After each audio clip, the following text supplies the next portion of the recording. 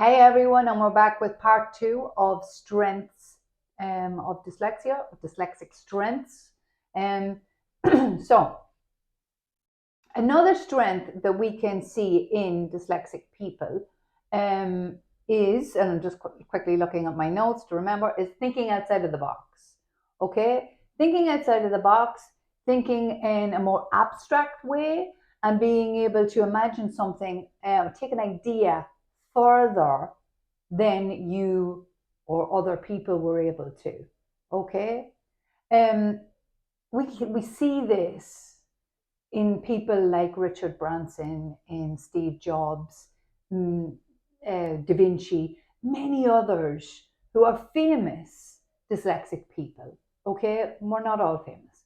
But we do all have particular strengths, and this is one strength that can be really, really built on and can be very beneficial to anyone who is lucky enough to possess it. Another is being very imaginative. You have a learner in your classroom, or you yourself maybe are able to be very imaginative, and you're good at stories or drama and playing out things in your head, and imagination can be a massive strength for any dyslexic person. It should be built on.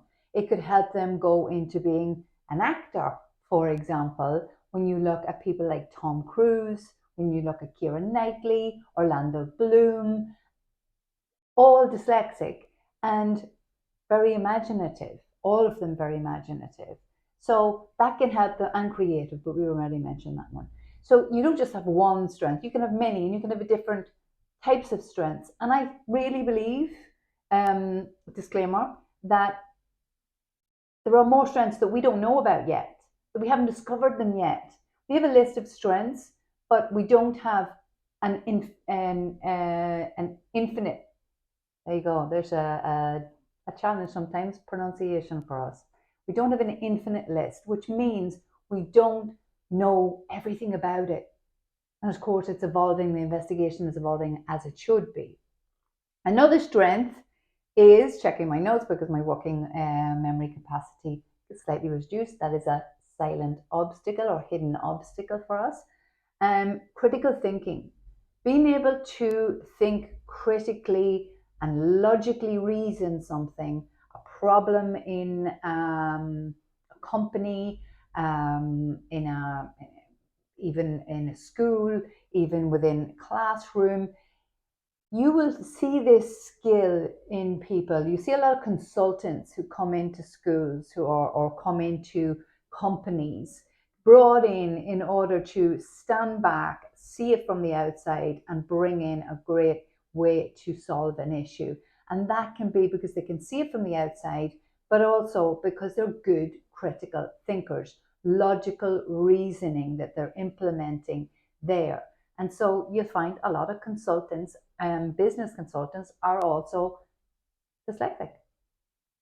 Another one, and I don't think I had this one myself, but spatial awareness and spatial reasoning. So you have a lot of graphic designers, engineers, architects that are all dyslexic. And not everyone, not them all, but a lot go into those types of professions. Why? Because they have really good spatial reasoning and alongside maybe creativity and different other strengths that we've mentioned previously.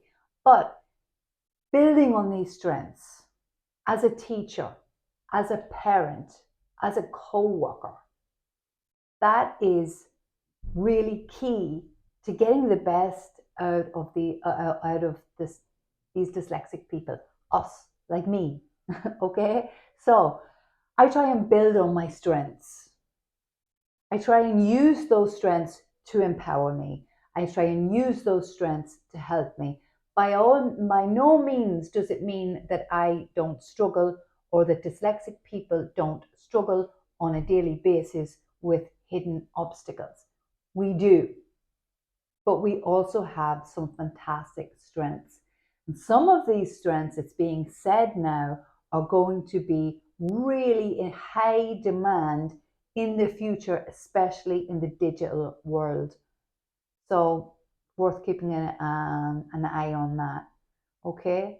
So if you are actually interested in getting involved in working in the digital world, you yourself feel that that is where your strengths would be best used, then I've put a free link in the for some free videos in the description. Go and have a look at that, or it might be up here as well. Okay.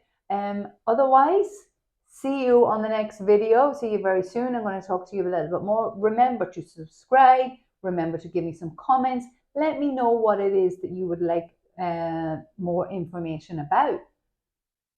That way I can help.